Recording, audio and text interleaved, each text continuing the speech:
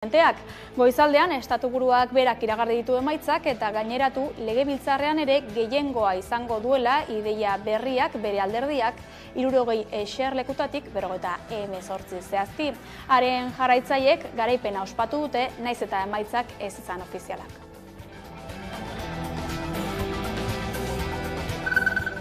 Gurean berriz, Santa Ageda eguna dugu gaurkoa.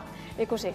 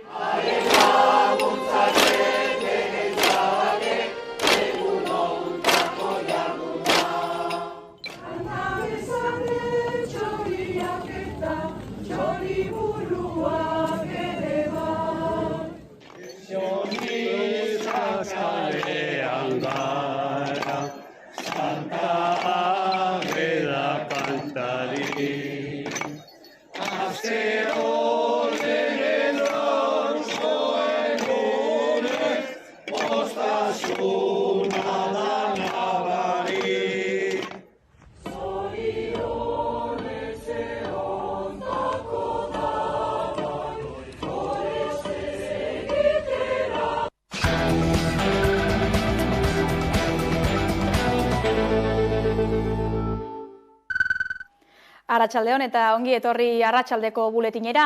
Euskal Herriaren eta Kataluniaren independentzia aztertzen ari dira atzerrian. Amerikako Estatu Batuetako Nevadako Unibertsitateak Pro-Independence Movement of the Basque Country and Catalonia, hau da independentziaren aldeko mugimenduak Euskal Herrian eta Katalunian izena duen liburu argitaratu berri du 3 adituren ardurapean, Xabier Irujo, Keralt Sole eta Antoni Seguraren ardurapean zehazki. Liburua urtarrilean aurkeztu zuten Iruñako Katakrak liburu dendan Xabier Irujo egietako batek eta Carmelo Landa EHUko irakasleak.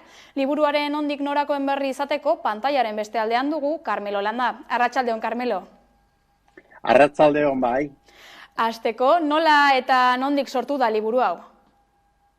Bueno, liburua, hemen ikus dezakezuen liburu hau, une honetan Estatu Batuetan eta inglesez argitara emana da, baina guk aurkeztu genuen, Xabier Irujo eta biok, Iruñan esan duzun bezala.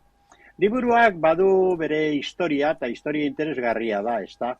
Laburra baina interesgarria. 1988an gertatu ziren Euskal Herrian Lizarra Garazi mugimenduak, gero 21. mendean, 2006an hasi eta esan daiteke gaur arte Katalunian independentzia mugimendu indartsuak egon dira, Eskozian ere 2014an gertatu zen lehen aldiz referenduma eta gutxigatik esen independentziari baietza atera garaile, eta horrek guztiak auspotuta maila akademikoan ere sortu ziren azterketak eta bilerak.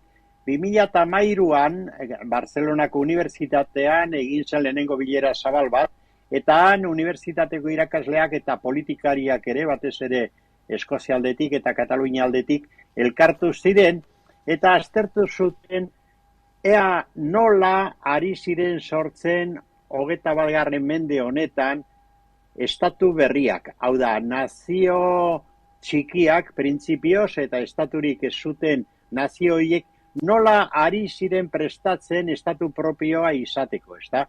Han bilera hartan hainbat aditu elkartu ziren historialariak, baita ere soziologoak eta baita ere politikagintza edo politologia deitzen den akademia arloko adituak, bai Boloniako Unibertsitatetik, bai Barcelonako Unibertsitatetik eta bai Euskal Herritik, eta baita ere ikusten dugunez, Nevadan, Renon dagoen unibertsitatetik eta Euskal ikasketen zentrotik, ezta? Eta orduan, han lehenengo azterketa bat egin zuten, eta gerora noski, Katalunian bereziki prozes deituak, bultzada ikaragarria eman zion horri, eta berriro ere 2019 urtean elkartu ziren, kasu honetan Nevadako Unibertsitateak antolatuta, baina Katalunian, Barcelonako Unibertsitatean egin zuten enkontrua, eta han txosten bana aurkiztu zuten 14 adituk. Aipatu ditugun unibertsitate desberdinetako 14 adituk, tartean Euskal Herriko batzuk ere bai, Xabier Irujo bera edo Xabier Ezeizabarrena, Paco Letabendia, Igor Filibi, eta abar, ezta? Eta hor ikusten duzue irudian Xabier Irujo, gaur egun berriro ere Estatu Batuetan ari dena, baina enkontru hartatik ja liburu forma eman zitzaion, eta une honetan, hemen aurkeztu dugun eta ikusten duzuen, liburu hori da hain justu emaitza konkretua. Oso interesgarria, oso mamitsua, inglesez irakur daiteke, laster espero dugu euskaraz ere edizio propioa izatea, baina momentuz inglesez dago, danik guztiz gomendatzen dut gai honetan interesa daukanari liburua eskuratzea. Liburuaren kontekstua eta jatorria badakigu, baina zer da zehazki liburuan aztertzen dena? Bueno, liburuan hainbat nazio aztertzen dira, besteak beste Quebec, edota Flandria, baina hurbilago esango nuke Eskozia, Katalunia eta Euskal Herria. Zergatik, aipatu dudan bezala, azken aldi honetan, 3 eremu horietan, eta aditu guztien ustez ere bai, 3 eremu horietan ari direlako modu bizian da bizkorrean garatzen independentziaren aldeko mugimenduak. Eta hor tituluan ikusten duzuenez Euskal Herria eta Katalunia nabarmentzen dira, bereziki. Hori da motiboa, eta zergatik galdetuko duzu, zergatik aipatzen dira Euskal Herria eta Katalunia eta Eskozia, bueno, badute loturarik, eta lotura interesgarria gainera. 3 konturatzen bagara eta historia begiratzen badugu, bai Eskozian, bai Katalunian, bai Euskal Herrian, erdiarotik hasita, gutxienez erdiarotik, badaude subirautza egoerak, subirautza badaude erresumak edo foruak, hau da, nazio txiki hauetako bakoitzari ematen diotenak garai hartako konstituzio baten forma, hau da, burujabetza modu bat. Eta kuriosoki, ez kasualidades, 18. mendean, 3 eremu horietan estatu handiagoak osatzen ari direnean, Britania handia kasu batean, Espainia beste kasuan, eta Frantzia, 3 horietan, 18. mendean, pairatzen dira mugimendu zentralizatzaileak eta nazio txiki hauen burujabetzaren kontrakoak. Eskozia 1707an gertatu zen, beraien kalterako batasuna Inglaterrarekin erresuma batua sortuaz, da hor hasi ziren benetako arazoak Eskoziarren burujabetzan. Kataluniaren kasuan, pentsa, 1707tik 1716an pairatu zuten Borboia ziren errege berriak Espainiar estatuak, Borboien eraso zital bat, eta hor dekretos de nueva planta deituak inposatuz, kendu zizkieten zeuskaten foru bereziak eta burujabetza. Eta Euskal Herrian prozesua bikoitza da. Lehenengo iraultza frantziarra deituaren ondorioz, estatu jakobinoa antolatzen hasten dira, zentralizatua, hiperzentralizatua, frantsesa hizkuntza bakarra eta bar, da 1789an ja Errepublika Frantziar berri zentralizatzaile horrek bertan bera uzten ditu iparraldeko foru eta egoera berezi guztiak. Eta hegoaldean gutxi beranduago, baina 1823an karlistaldiak deitutako benetako eraso zital horietan, gerra horietan, helburu nagusia izan zen eta gero burutu zen 1879an foruen abolizioa. Hau da, burujabetzari eusteko Euskal Herriak, Hego Euskal Herriak kasu honetan zeuzkan regimen guztiak bertan bera utzi zituzten Espainiar estatu bakarra inposatuz. Orduan lotura hori dago hiru nazioen artean historian. Esan dezakegu orduan, lurralde bakoitzak bere ibilbide historikoa egin badu ere, burujabetza nahia dutela komunean orduan, ezta? Bai, hola da, uler daitekenez, 18. mendean hiru estatu gabeko nazio horietan halako prozesu zentralizatzaileak pairatu ondoren, logikaz, horren kontrako erreakzio, defentsa erreakzioa garatzen dira hiruretan. Euskal Herrian asko hitz egin izan da, baina nahiko azterketa okerra eginez karlistaldia presentatu izan da, arazo dinastiko bezala, baina euskaldunok eskeneukan benetan interesa handirik dinastia kontuetan. Gehiago interesatzen zitzaigun zer, foruak berreskuratzea. Hau da, lehenagotik geneukan burujabetza sistema hori berreskuratzea. Hori zen lehenengo helburua. Claro, helburu horre porrot egin zuenean batez ere, karlistaldiek karlisten porrota ekarri zutelako, porrot militarra, baina hori aldatu egin zen, eta ja hasi zen planteatzen, 18 eta batez ere 19. mendean, beste helburu bat, independentziaren helburua. Hau da, Euskal Herria, euskarak berak mamitu eta batu egiten zuen nazio horrek, ipar eta hegoa, behar zuela independentzia. Esaten zen argi eta garbi, independentzia behar zela, eta Euskal Herria batasun bezala ordezkatzen zen. Hor dago Agosti Saoren lana adibidez, eta hor zazpiak bat kontzeptua Agosti Saok berak lantzen du, hor dago Iparragirreren Gernikako arbola, gaur arte gorde izan dena, eta praktikan Euskaldun guztion ereserki bihurtu dena, 19. mendean garatzen da, Iparragirreren lana, eta hor dago gero, 19. mendearen amaieran, Sabino Arana, Luis Arana anaia ere bai, eta independentziaren aldeko mugimendu politiko bat, eta egitura politiko bai, EAJ deitu zena, egitura politiko bai independentzia lortzeko helburuarekin, ezta? Hori horrela garatzen da Euskal Herriaren kasuan, eta paraleloan bai Eskozian da bai Katalunian ere.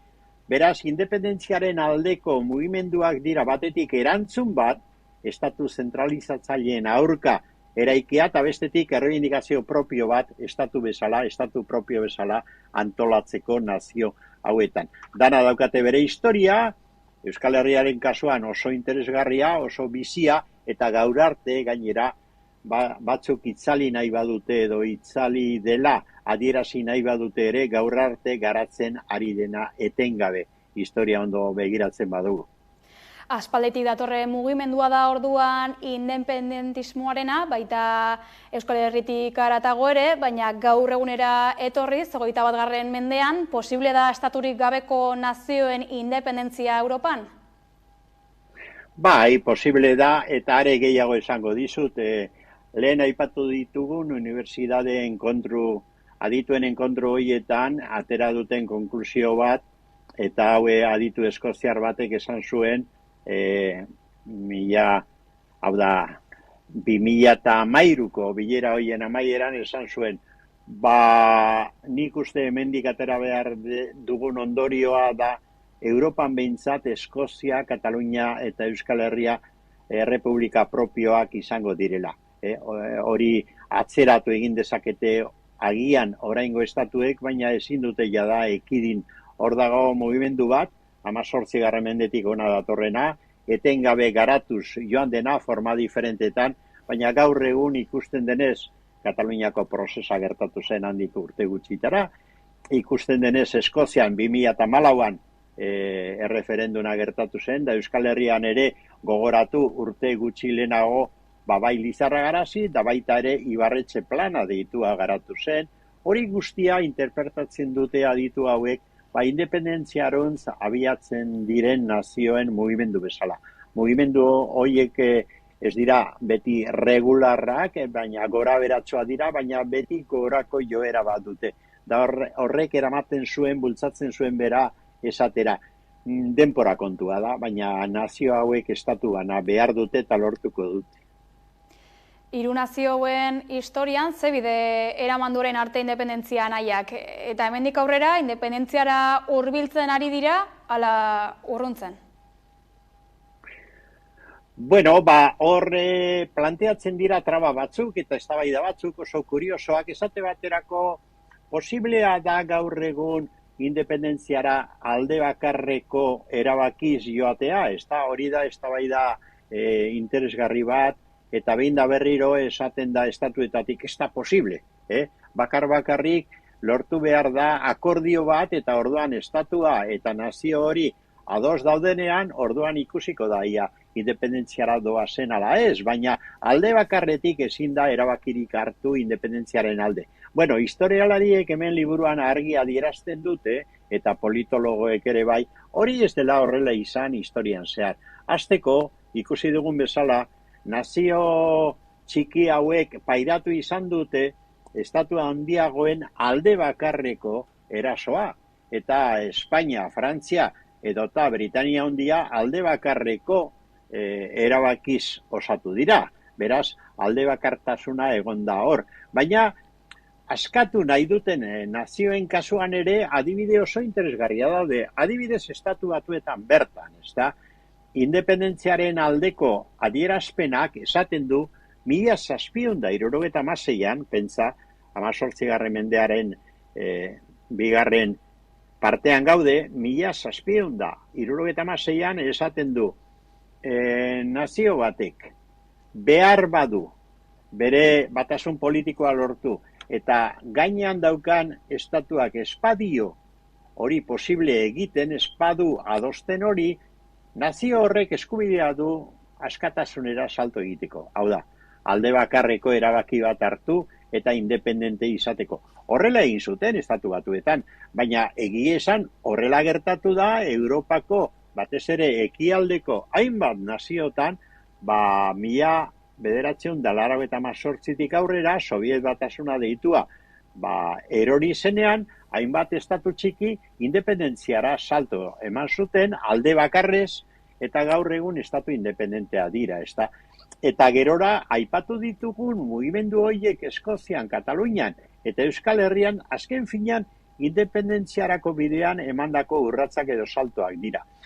Gaur egun ze gertatzen da? Bueno, behar bada bitarteko egoera batean gaude, baina Katalunian ikusten dugu egunotan amnistia dela eta ez dela, Puigdemont eta bere taldea itzuli ala ez, hor daudela gora berak, baina mugimendu hori goraka doa. Independentzia nahia Katalunian seguru aukera baldin bada, berriro ere aurkeztuko da eta seguruen nagusi egingo da, ezta? Bueno, Euskal Herrian, Hego Euskal Herrian, gauza antzeko bat, ezta, Lizarra Garazi gertatu zen, gero Ibarretxe plana, eta laster batean seguruenik, aldaketa sakonak egon daitezke, egoera politikoan, agian ez instituzionalean, baina bai, egoera politiko herritarrean, da mugimendu sendo bat aurkez daiteke berriro independentziaren alde. Hori da adituek espero dutena, eta Eskozian, dakigunez, orain ari dira negoziatu nahian, bigarren erreferendum bat, zergatik? Batez ere Brexita gertatu ondoren eta susmoa dutelako guztiek, bigarren erreferendum bat egiten bada independentzia aukerak irabazi egingo duela Eskozian, da Eskozia estatu independentea izan daitekela. Irlandan bertan ere, ez dugu aipatu, baina Irlandan bertan une honetan aldaketa sakonak ari dira gertatzen, Ipar Irlandan Sinn Féinek irabazi ditu hauteskundeak eta une honetan gobernu autonomoaren presidentzian dago eta bilatzen dute Irlanda osoaren batasuna. Gertatuko dena, urte batzuk joan edo ez joan, baina gertatuko dena. Beraz, halako joerak hor daude eta goraka datoz. Eta noski Euskal Herrian ere aurkeztuko dira. Dain justu aurreratuko dut ideia bat, ezta? Une honetan, liburu honen ondoren, badago proiektu bat, hemen Katalunia eta Euskal Herria aztertzen ziren nagusiki, baina badago proiektu bat propioki Euskal Herriaren bilakaeraren gainean, historia zehaztu, garatu, eta hortik aurrera lan egiteko, eta hori laster seguruen uda honetan gauzatuko den proiektu bat izango da. Independentzia eskatzen da, jada garapen handia eta ongizate goera dute nazio hauetan, Ez da nahikoa autonomia, zergatik eta zertarako independentzia? Bueno, begira, hor badago lotura logiko bat. Batetik autonomia daukanak, autonomia gehiago nahi du normalean, eta Kataluniako prozesua 2006tik aurrera oso adierazgarria izan zen, eta autonomia gehiago hori trabatu egiten bada, gogoratu Katalunian esan zuten Madriletik zepilatu egin zutela autonomia garatu hori, gero etorri zen independentzia nahia eta independentzia proposamena eta referendum debekatua, baina egin zena eta 2 milioitik gora botu independentziaren alde batu zituena, ezta?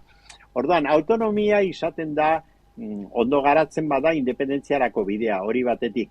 Eta ukatu egiten denean edo trabatu, horre bera provokatzen du independentzia nahia, hori batetik. Bestetik, herri aurreratuak, maila ekonomiko eta sozialean aurreratuak direnak edo nazio aurreratu horiek edo ongizate maila badaukatenak independentzia nahi izatea, noski, motibo eta arrazoi sakonengatik izaten da. Arazoak ez dira bakarrik ekonomiko-sozialeak planteatzen direnak, ez da, maila sozial-ekonomikoan, nortasun arazo larria daude nazio hauetan. Bestea beste hizkuntza propioarekin da kultura propioarekin. Estatuek ez digute errazten geure hizkuntza, geure kultura garatzea modu demokratikoan. Trabatu egiten dute, epaileen bitartez, neurrien bitartez, da horre berak eskatzen du independentzia benetan neurri praktiko bezala. Hizkuntza aipatu duzula, nolako garrantzia du herrietako hizkuntza propioak independentzia prozesuetan? Bueno, garrantzia handia du, baina ez da elementu bakarra. Behar bada euskaldunok azken aldian, halako espejismo moduko bat izan dugu. Pentsatzen genuen Franco Ilondoren eta ikastolak ja nahiko garatu ziren, baina gero eskola publikoak ere euskara hartuko zutenean eta elebiduna deitu zen formula horren bitartez, hezkuntza euskaldunduz berri guztia etorkizunera begira euskalduntzea lortuko genuela. Bueno, hezkuntza arlo oso garrantzitsua da, eta ikusi da ikasle askok eta askok ikasi egin dutela euskara. Baina gero, eskolako edo ikastolako ateak gurutzatu eta kalean zer aurkitzen dute. Bai Frantziar estatuaren menpe eta Ego Euskal Herrian ere Espainiar estatuaren menpe dana direla trabak, ezta? Hizkuntza propioa garatzeko, Katalunian beste horren beste. Katalunian badirudi egoera linguistikoa errazagoa dela katalanentzako euskaldunontzako baino hemen, ezta? Baina Katalunian bertan oso kezkatuta daude sistema, gizarte sistema bera osotasunean da kultura sistemak, esan telebistak, esan komunikabideak, esan, kaleko paisaiak, erdaldundu egiten direlako eta euskarari ez diotelako lekurik. Usten orduan, independentzia da benetan beharrezko formula, hizkuntza propioa, nortasun propioa, modu librean garatzeko. Hori argi dago, gero eta argiago. Nazioartera begira, etorkinak eta estaturik gabeko nazioak ditugu, nolako irakurketa egiten duzu aipatutakoaren aurrean? Bueno, irakurketa derrigor izan behar da sakona eta oso garrantzitsua da. Zergatik, etorkinen gai hau, ez da arazo bat, baizik eta da gai sakon bat eta gai demokratiko bat, ez da oso gaizki tratatzen ari dena estatu hauetan eta Europar Batasunean. Oraintxo jakin dugu adibidez Europar Batasunak halako diru kantidade handi bat eman nahi diola Mauritaniari zertarako eta etorkinak han derrigortzeko han bertan mantentzen, eta ez usteko irteten. Begira, mundu hau antolatua dagoen bezala, oso politika ofizial hipokrita da etorkinen inguruan jarraitzen dena. Batetik, Europa zahar honek behar ditu, Europarren demografiak ez duelako gehiagorako ematen, eta nahi duelako eskulan merkea, eta Europarrok nahi ez ditugun ofiziotan nahi duelako etorkinak sartzea oso modu merkean, eta baldintza okerretan kosto handirik gabe, ezta. Hori da egi esan politika ofiziale bilatzen dutena, eta Europar Batasun ofiziala berak halako politikakin bilatzen dutena. Klar, horre dakarren ondorioa da, ondorio kriminala. Etorkinak ehundaka eta milaka hiltzen ari dira itsasoan, itotzen, edo mugatan, edota lortzen dutenean, Europara sartzea hiperesplotatuak bizi dira, baldintzari gabe, paperi gabe, eta askotan gainera mehatxua da itzultzea beraien jatorriko lurraldeetara, hango egoera basatietara. Hori ez da politika egoki bat. Etorkina da persona bat gu bezalakoa eta gure baldintza bertsuetan bizi behar du bizi den tokian. Eta euskaldunok, katalanok, nazio txikiok, nik uste sensibilitate berezia handia daukagula. Etorkinak behar dute beste edozein herritarrek daukan baldintza beretan bizi, eta gero horrela denean, da horrela badata laguntza dutenean, etorkina modu positiboan integratzen da bertoko hizkuntza ezagutzera, ikusi adibidez, gure herri askotan, Ondarroa batean adibide bat emateagatik, lanean hasten direnak berehala euskara ikasten dute, integratzen dira, eta ondo bizi dira, ondo tratatu dira. Baina etorkinekiko politika, nik uste dut, Europak eta estatu haue daukaten zulo beltza handienetako bat dela gaur egun. Eta hori konpondu behar dugu politika progresistak eta benetan demokratikoak eginda gure nazio txiki hauetatik. Amaierara heltzen gabiltza, Carmelo, aurrera begira, zer datorkigu? Bueno, datorkigu lehen aurreatu dudan bezala, sakondu egingo dela lan hauetan. Begira, hemen askotan egiten zaigu irakurketa ofizial bat faltsua, independentziaren inguruan da independentzia aukeren inguruan. Esaten zaigu, bueno, hori ezinezkoa da, 21. mendean ez dago independentziarik, eta hori ez da inon lortzen, eta ez dago inongo konstituzioetan. Bueno, ez da egia, gezurra da. Esaten zaigu ere, independentzia berantza doa, herritarrek ez dute nahi, Katalunian, Euskal Herrian ere gerota jende gutxiago esaten du independentzia nahi duela. Bueno, eman diezaiegun aukera bat, aukera libre bat, erreferendum batean adibidez, eta aukera hori errespetatuko den konpromisoarekin ikusiko dugu, nola independentzia nagusi bihurtuko den, seguru gainera, bai Katalunian, bai Euskal Herrian, bai Eskozian, ezta?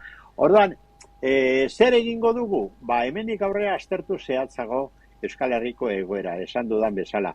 Bai maila akademikoan, baina baita ere, hau da, independentziaren gaia ez da liburu batean egoteko bakarrik eta palategi batean gordetzeko. Gai honek behar du mugimendu bat. Behar du herri mugimendu bat batez ere, eta seguruen hori bultzatuko dugu. Nik uste dut, akademiatik kalera mugimendu hori bultzatzera abiatuko garela Euskal Herrian ere. Azken hausnarketa honekin, azken galderara heldu gara, elkarrizketaren amaierara heldu gara. Esker mila, Carmelo Landa, beste behin gurean biltzearren. Eskerrik asko zuei.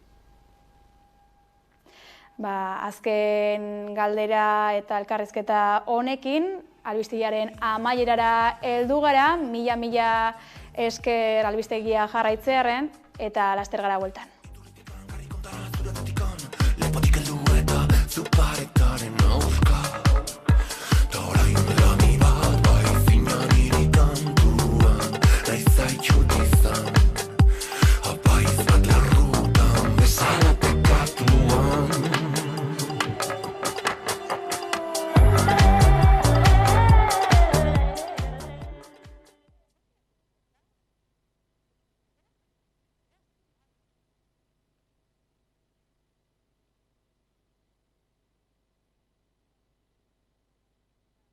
Pele sailak inoiz ez, sopan etzanda ez banago. Inoiz ez, kapitulu berririk ez maiteaz badago. Zatoz Euskaltelera eta orain Netflix eta Prime ere emango dizkizugu. Haze gogoa inoiz erabiliko ez duzun urrengoa zer den jakiteko. Euskaltel, zer nahi duzu bihar?